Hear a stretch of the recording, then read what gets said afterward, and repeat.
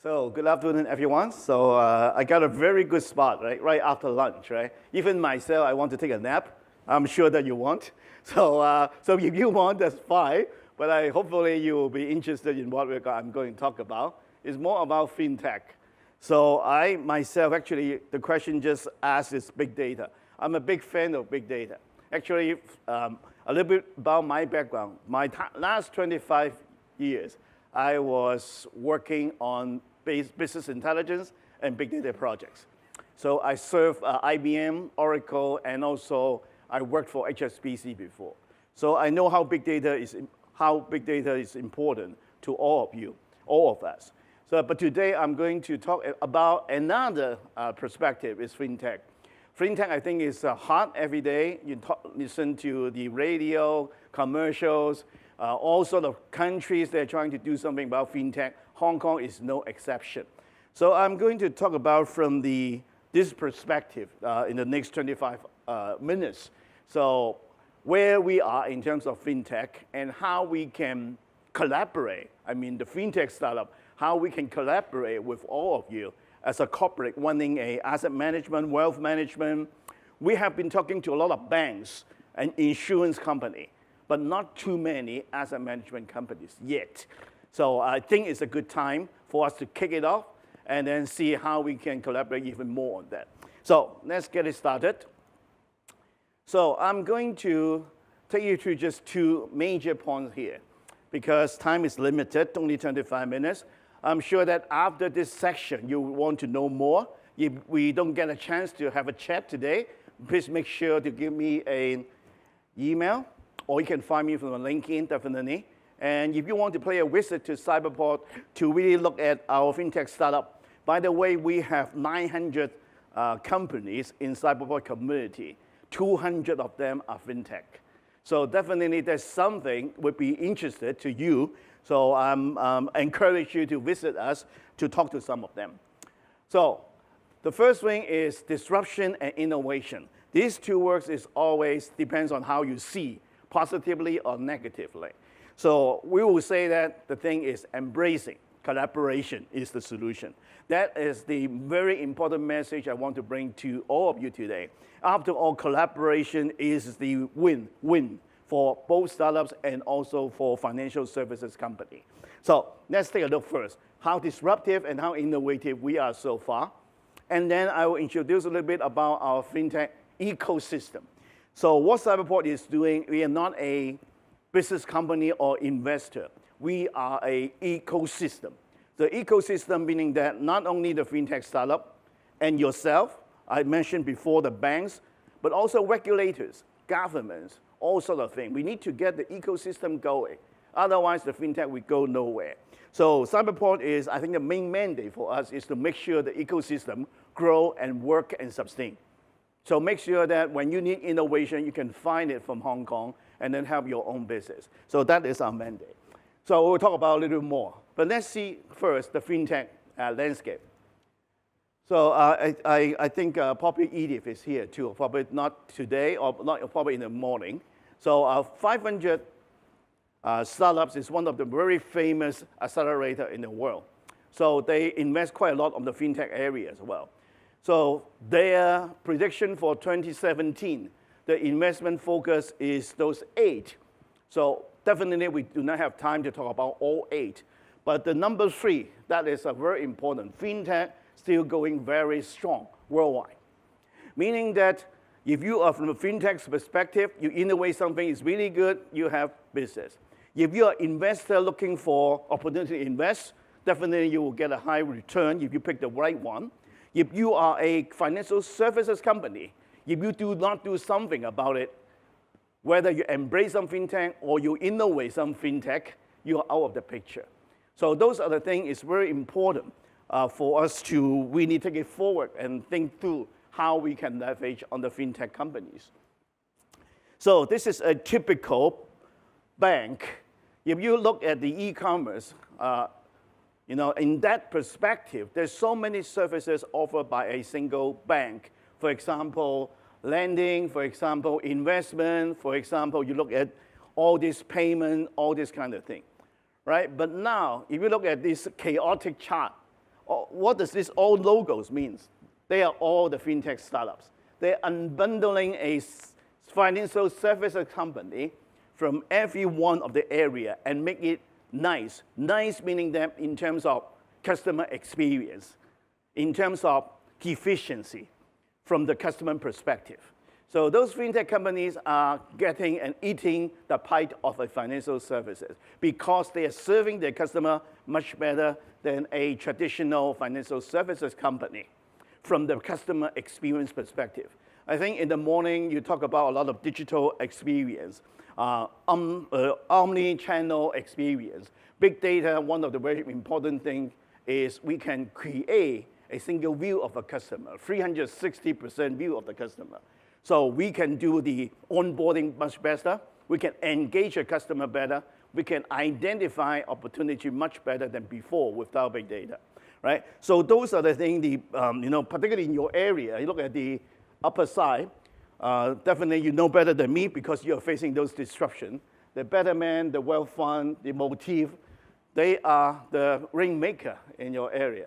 So those are the people, they are really eating the pie and serving the customer much better now.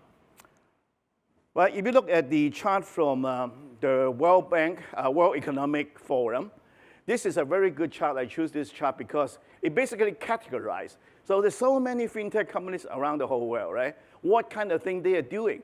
Basically, they are doing 1, 2, 3, 4, 5, 6 areas. They are trying to do innovation in those 6 areas. From your perspective, you look at the investment management side. Well, definitely it's one of the pipe. But definitely the payment side, the insurance side, the lending side, the capital raising side. There's so many innovation coming out from all over the world. The young people, the startups. Well, most of the FinTech startups, they have been serving banks and insurance companies for 10 years or 15 years before they start their own companies. If you go to Cyberport, as I said before, we have 200 FinTech startups there. They are not 18 years old or 20 years old. The e-commerce startups, for example, IoT startups, they're usually much younger, fresh graduate from university. From FinTech startup, mostly they're very experienced bankers, iBank or investors. They see a gap that the traditional financial services company cannot fit, cannot solve by their own company. So they find the opportunity, how about I find a co-founder, they're very good in coding, and then I know the pain of the customer. Why don't we start a FinTech company and then crack into this company, I become the boss, I become a billionaire. So it's very typical. If you go to any FinTech ecosystem, you will find it very common. Those people are 35, 40 years old, and they're running around, rolling up the sleeve and doing some coding and selling and pitching. This is very typical. So I think it's very good. In fact, this combination is very good. You have experience, understand the customer pain, but also you have the co-founder, they're very good in technology and coding. So this combination is very good. So we create so many different types of FinTech startups here in this 6th category. One of the findings from the PwC report released in 2016, out of those 6 categories, okay, they take a look and ask the stakeholders, like bankers, insurers, and yourself, okay, how do you feel about the risk from the FinTech companies? Okay, bank feel that is very intimidating. Insurance company feel that is very intimidating. But saying that low risk at all, your sector actually the most. That means you don't feel the risk of the FinTech and taking your pie and eating your lunch and dinner now. So this is one of the findings. And so I think this is, the FinTech area, there's a lot of opportunities, but a lot of threats, particularly in your industry. So now, because so many, gaps in the financial services area, so a lot of startups trying to do something on those 6 areas. Now you see that this has become an industry. This is the very updated 2017 FinTech landscapes. So in each of the areas we talk about, the categories, if you will, there's so many different types of startups. Those are the leading ones. For example, in the lending one, definitely you heard about Lending Club. In your area, the investing, wealth management area, the Motif Wealth Fund is a very famous one. And in the payment side, definitely, this is a very big money they can get from there. So this is become an industry, and in Hong Kong, in Singapore, we are doing very similar thing, trying to encourage and support more our startup to go to different categories here, particularly in Asia. So there's several trends we see out from our 200 FinTech startups in Cyberport. The reason why they're here, they're not all local. If you look at our FinTech startup, besides the age, the range is 30 to 40, very common. The other characteristic about the startups is they are coming all over the world, from UK, from France, from United States, from Sweden, from Nordic countries, from Korea. Tomorrow there's going to be a tour from Korea. There's 10 Korea FinTech startups. They will come to Hong Kong tomorrow, and then they will talk about the FinTech innovation in Cyberport. So what I mean is Hong Kong is becoming a center for the FinTech startups to come here. The reason why they're coming here is not only because Cyberport, it's because the market in Asia. So let's look from that point. So this is the Asia chart, right? So everybody know about the map. So the indicator here is very useful. So they're looking at the population of the country. They're looking at the formerly banked, and they're looking at how many people they have the mobile phone. So what's the correlation about these three dimensions? So very important, population is the market size. And how about the other two? Formerly banked and mobile phone. So if a country, most of them, they do not have the citizens do not have a bank account, do not have a credit card, but they do need to have to loan money, lend money. They need to invest, right? So how are they going to do without a formal bank relationship, right? So now all these FinTech startups can live forth what we have done in Hong Kong and Cyberport. You don't need to have a bank. You don't need to have a credit card. You just need to have a mobile phone.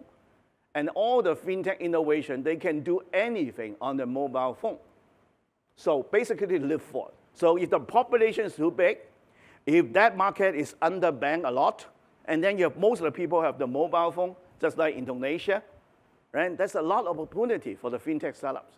So that's why so many, I said before, so many international FinTech startups come to Hong Kong or Singapore trying to crack into that market, right? Unfortunately, from the same survey from the PwC report, they also asked for banks or insurance companies, the wealth management companies, do you have a mobile apps for your customers?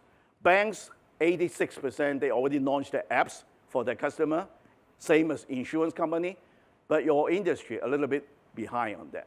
So if your apps do not exist, all your services is still through the website or through your different channels, then you're missing the very important thing is making use of FinTech to serve your customer through this channel, the mobile phones. So this is another message that we see. So the investment, one of the dimensions to see the growth of the FinTech is how much money the investor bet on these FinTech companies. So this is Asia Pacific. You see that this is growing very rapidly in the APAC area, the FinTech area, because the reason I just talked about. Many of our FinTech startups, they start from Hong Kong, no matter they're locally from Hong Kong or from all over the world. We help them to expand to Asia. Because, for example, we have a company, it's an e-wallet company called TNG. Now they got the license for Hong Kong MA, doing so well in Hong Kong now. They're expanding to Asia. So those are the things, I think, because of the statistic we just talked about, the market is helping the investor really bet on their money on this kind of people. Right, and in terms of dollar terms, there's another one, definitely China. I'll show you another chart, it will shock you. But definitely Hong Kong and mainland China is the most in terms of the opportunities. And India, the second one, and then the Australia, New Zealand, Japan, Singapore. So Hong Kong do have the advantage because we work closely with these two markets, the Hong Kong local market and the mainland China market. We also have the capability as a super connector to help those FinTech startups expand to Asia. This is the chart. If you look at the unicorn is a term for us. If the startup, the valuation is over $1 billion US, they are a unicorn. So if you look at the FinTech unicorn around the whole world, 5 out of the 10 unicorns are from China. The first one's Unfinancial, and the other one is Xiaomi. You saw it and so forth. But you look at the FinTech one, they are very, and then Nufix. The other trend, besides Asia is very popular, very attractive in terms of for the FinTech startup. The other one why FinTech is so popular, you have to take a look, is the millennials. Because they born with and they're native to all the mobile phone and mobile apps, right? So they won't talk to the banks, they won't talk to the insurance company, they will talk to robot advisors, right? So before the online brokerage era, I would say that. So the transaction, you're still charging a lot. Now, this margin is very thin. So transaction is not a very good way to make money. You're offering your advice, your professional advice. Now, the robot advisor is trying to do that. And also, this is a very existing and future, very important customer of yours. Again, look at the investment, particularly on the FinTech startup. They're focusing on asset management.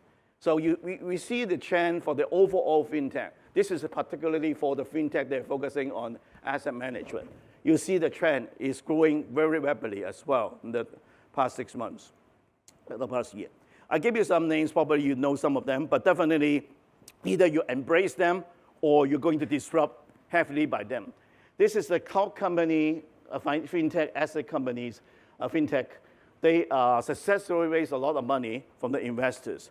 The top one, as I said before, the Nufix, and then you see that the more familiar from the West, Betterment, the Motif, and Wealthfront, and all these. You look at the dollar terms, they attract a lot of investments, right? These guys are not stupid, so the investors. They know they're going into that market, they're good enough to get return for them. The other perspective is the top investor. They're investing on these FinTech startups.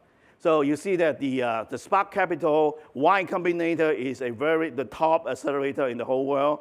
And you look at the 500 startups, and also you look Techstar. All these famous accelerators, they're very experienced to pick the right startup they can bet on. So you see that if they are doing something about this, that means somehow you will have more and more very competitive startups to challenge here. So you better find a way to work with them or collaborate with them. So this is, at the beginning we mentioned about big data, right? So I think big data also very important from this research. The same research from PwC. So they look at, from the asset management and wealth management perspective, so what kind of technology you will bet on more. So you see this is the level of importance. This is a likelihood they will invest more. So the top one on your right, this is the big data. This is the data analytics. So you're right about that. The topic of today is turning data into insight. This is very important. For the risk management, you can use the behavioral data to calculate the risk much better. Your underwriting model is very different from before, right? And you can make use of the data to engage your customer better in terms of the acquisition, onboarding, in terms of the engaging them much better. So this is definitely one. But besides that one, they also look at different types of trends. For example, even blockchain, DLT, right? It can save you a lot of money in terms of reducing costs. And then also, if you use the smart contract, you also can program the business logic into your contract. So you're much better than before. I think there's so many trends that you can look at, but definitely you see as one single out on the one is the big data. So this is definitely the good topic we talk about today. So this is the big data chart. So different types of application, but definitely we will focus on the financial services area, right? So these 4 areas, algo trading, risk analysis, fraud detection, and portfolio analysis. Those are the areas is a lot of big data startups, they are trying to do something about it, trying to disrupt this market and serve the customer better than before. So this is another chart. This guy, no need introduction at all, right? This is Jack Ma. And the last year, November 11, one single day, they make the online sale is 17 billion US dollars, right? Break all the records in the history. The reason why I bring out this chart is not because I like Jack Ma, right? The reason I bring out is the market derived from these days, from the e-commerce to the FinTech, internet finance market. They have a company under Alibaba's Ant Financial, okay? So because all these e-commerce transactions and also the online and offline data, big data, they'd be able to derive different models to do different types of FinTech innovation. For example, we talk about risk management, right?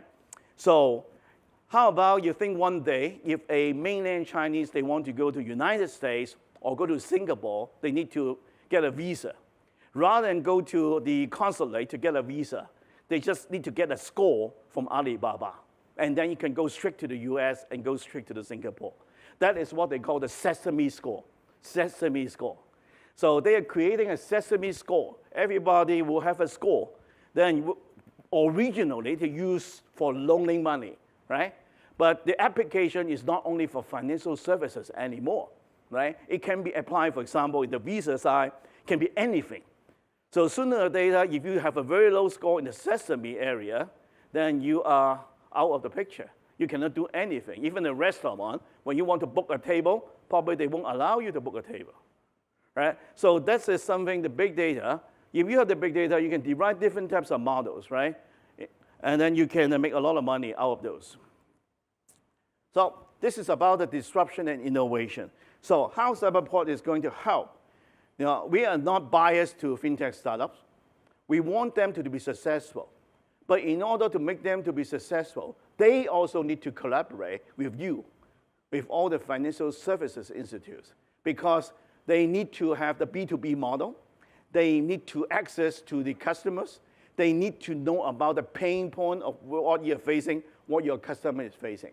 So we can see that so many startups, they start with B2C model. They directly go to consumer, right? It's not easy. We will find out it's much easier way for them to be successful is to work with a bank, an insurance company, a wealth management company, an asset management company. So I'm going to introduce you. As I said before, we have around 900 companies, right? Some of them are on-site, some of them are off-site. They are majority digital tech startup, we call. So out of those 900, we have 200 FinTech areas. So we are serving different types of what we call the clusters. So we want to have the center of excellence, cluster of excellence. So we will do a lot of things to make sure that each one of these clusters become a self-sustaining, growing ecosystem. I use FinTech as an example because this is today's topic. So our solutions, the startup solution is across different types of walks of life. One of them definitely is the financial services. If you look at this chart, I might mention ecosystem, right?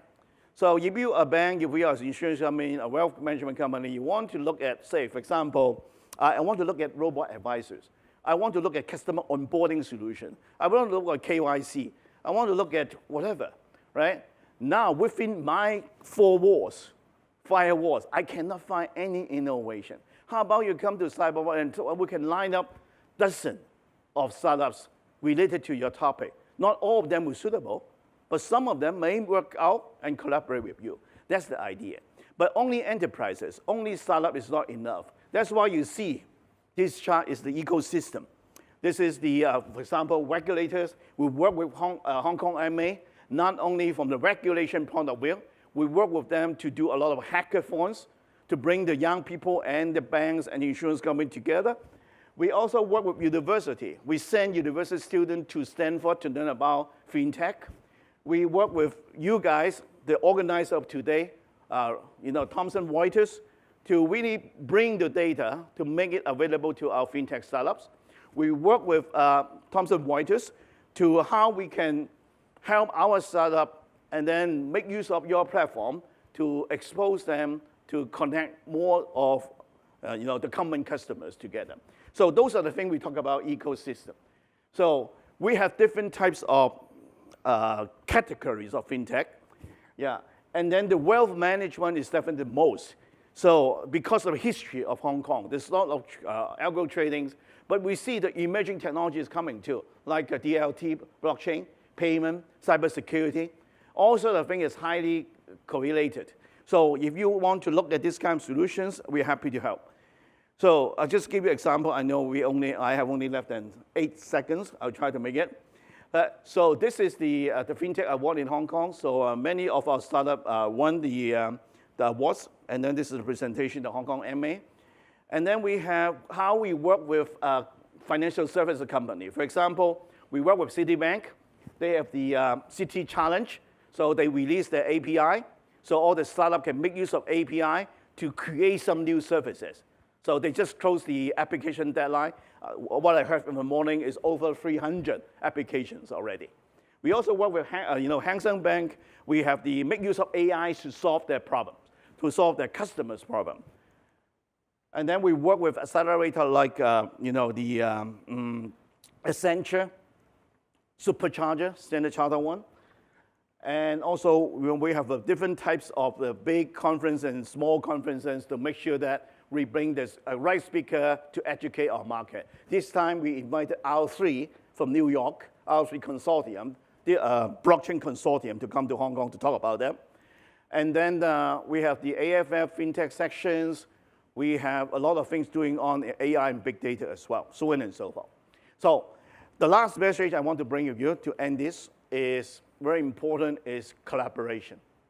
So FinTech cannot be successful without you, and you cannot be successful without, now in these days, the FinTech innovations. So Cyberport is mandate to bring these two worlds together.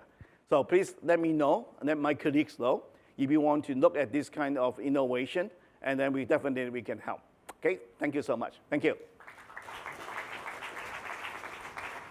Thank you very much, Dr. Chum. We have a number of questions, and if you don't mind, sure, go ahead. Take one or two. Sure. So continuing on the theme of collaboration, what are the most successful examples of how Cyberport startups have worked with the financial services firms? What has worked well, and what are the pitfalls you've seen? Okay, I think it's the work well. Let's talk about some positive thing.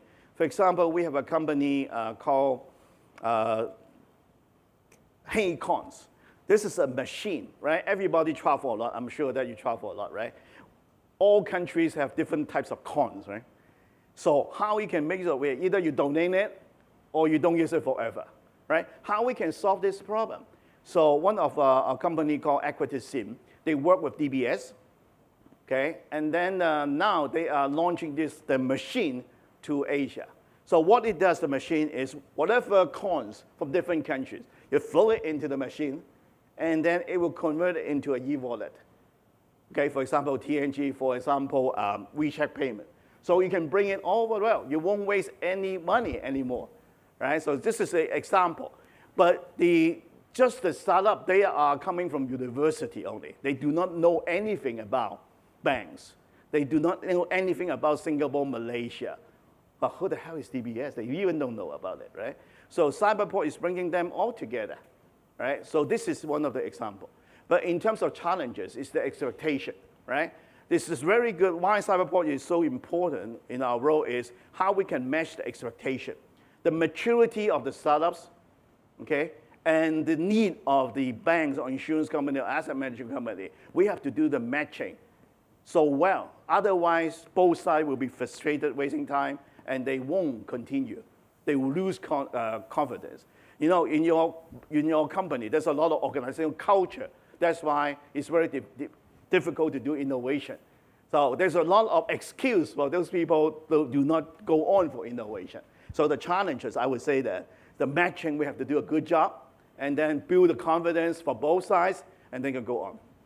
So I've got one last question. I know there's plenty here, so try and get Dr. Chum if you can in one of the breakouts. But my last question, and this may be a little bit contentious, so that's why I'm asking. Are we sending the right message to the next generation with this huge focus on FinTech? Is FinTech going to suck away talent from the real economy as banking did in the previous generation? Well, I think what I'm trying to say is hopefully create a win-win, right? So I think the young people, well, even you don't, if I read your question right? So even you don't offer this kind of thing, they will find other solutions. right? Rather than that, how about we leverage on them, use of their innovation, try to serve themselves, and then at the same time, they collaborate with you to bring you more business. Well, that's what I see it. Right. Dr. Cham, thank you very much. Ladies and gentlemen, Thank you. please put